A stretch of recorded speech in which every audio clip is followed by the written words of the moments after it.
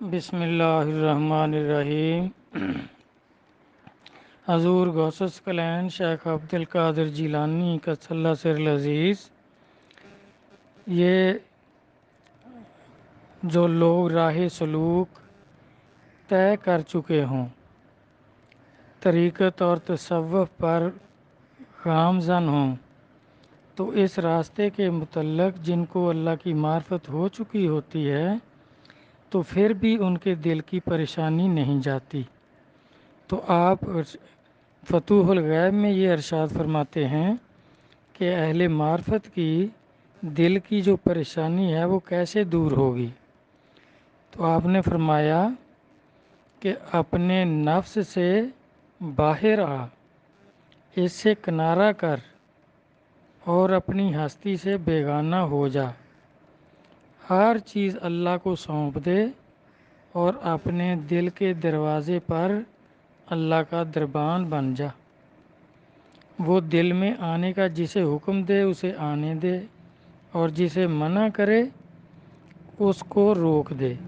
نفسانی خواہشات کو دل سے نکل جانے کے بعد پھر دل میں نہ آنے دے، کیونکہ اللہ کی معرفت اسی وقت ہوتی ہے جب انسان تمام خواہشات سے کنارہ کش ہو جاتا ہے۔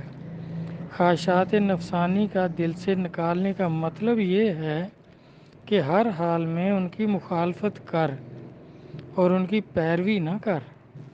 خواہش کا دل میں داخل کرنے کا مطلب یہ ہے کہ اس خواہش سے نفس کی پیروی کرنا، یعنی نفس کا مرید بن جانا۔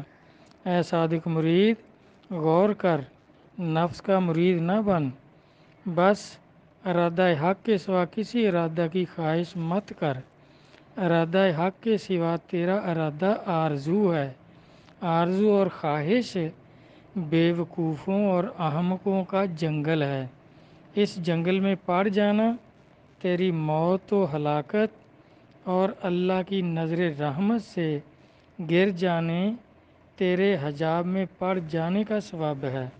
اے صادق مرید، نفس اور شیطان سے ہوشیار رہ، ہمیشہ احکام کی حفاظت کر، جن کاموں سے اللہ نے روکا ہے ان سے بچ، اپنے سب کاموں کو اللہ کے حوالے کر دے، اس کی مخلوقات میں سے کسی چیز کو اس کا شریک نہ کر۔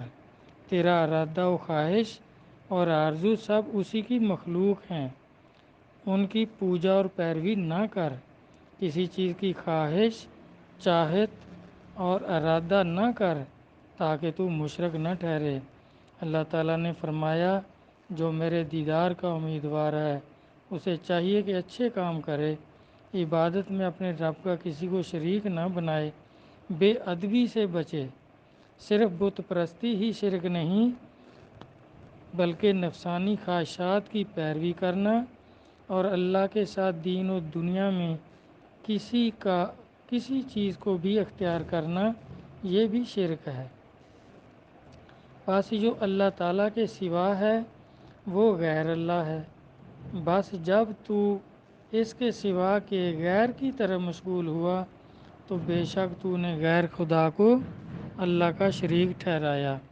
اس شرک سے پرہیز کر، آرام نہ لے، خوف کر، بے خوف نہ رہ، تلاش کر، غافل نہ رہ، پھر آرام حاصل کر، اور کسی حال یا کسی مقام کی نسبت اپنے نفس کی طرف مت کر کہ میں نے یہ حاصل کر لیا، میں نے وہ حاصل کر لیا، یا مجھے یہ نصیب ہے۔ کیا نصیب ہے؟ اللہ کا کیا تعلق نصیب ہے؟ تو اس کے بارے میں کسی کو آگاہ نہ کر، کیونکہ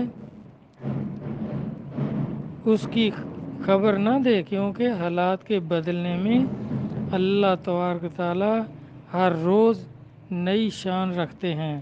اللہ تعالیٰ بندے اور اس کے قلب کے درمیان حائل ہیں، شاید کہ جس چیز کی تو نے خبر دی اس سے تجھے دور کر دے، اور جس کی پائیداری اور بقا یعنی ہمیشہ رہنے کا تو نے خیال کیا اس سے تجھے بدل دے، تو پھر تو نے جسے کہا ہوگا اس کے روبرو شرمندہ ہوگا۔ اس لیے اس حال اور مقام کو دل میں محفوظ کر کسی سے نہ کہہ۔ اس حال کے قائم رہنے پر اللہ کا شکر ادا کر اور اس کی بخشش جان، اور اللہ تعالیٰ سے شکر ادا کرنے اور نعمت کی زیادتی کا سوال کرنے کی توفیق طلب کرتا رہے۔ اگر وہ حال باقی نہ رہا تو نے کسی کو بتایا بھی نہیں تو وہ تیرے علم معرفت میں ترقی کا باعث ہوگا اور باادب لوگوں میں تیرا شمار ہوگا۔ ادب سب سے بڑی نعمت ہے۔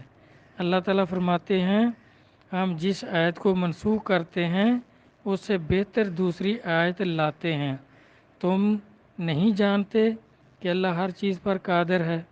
لیکن دیکھیں یہ جو نئی آیت کا آنا اور آیت کو منسوخ کرنا یہ اب ختم ہو چکا، کیونکہ سرکار تشریف لے گئے، قرآن مکمل، دین مکمل ہو گیا۔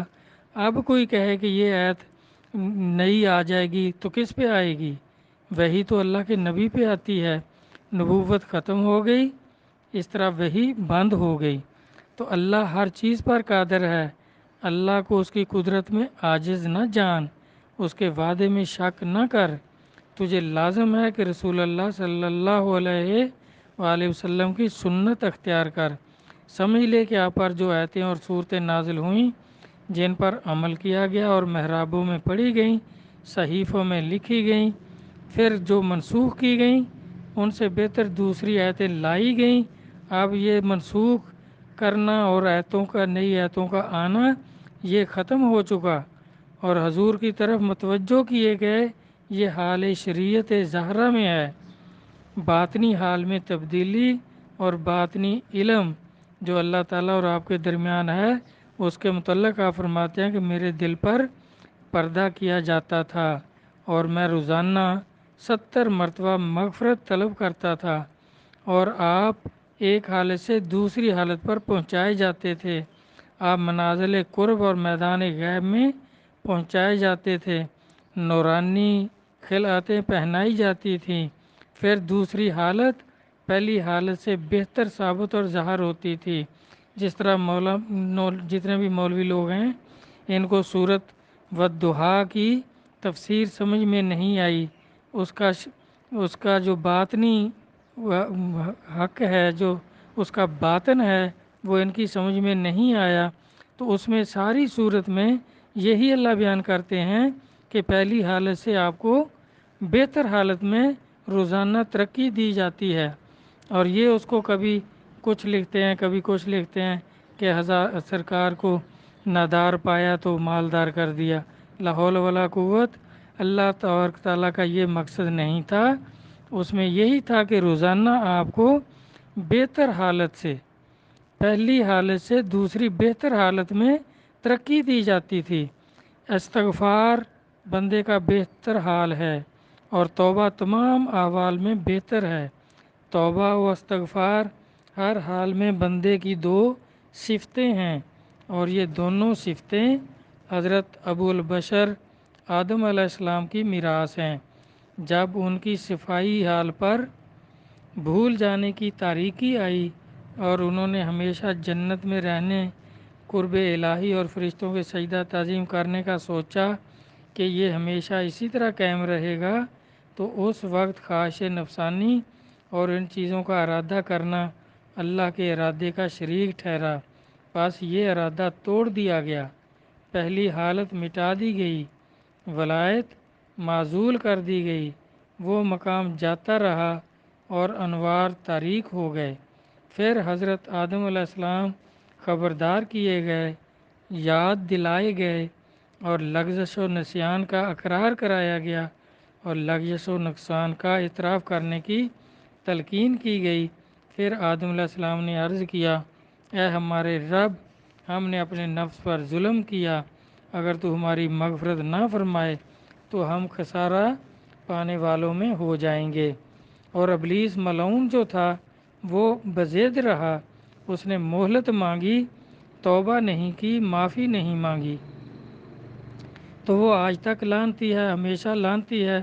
تو وہ آدم علیہ السلام کے بغض کی وجہ سے ہمیشہ ہمیشہ کے لیے لعنتی کر دیا گیا اور اس لعنت کی وجہ سے اس نے معافی نہیں مانگی، مہلت مانگی کہ میں ان کو گمراہ کروں گا، ان کی اولاد کو گمراہ کروں گا۔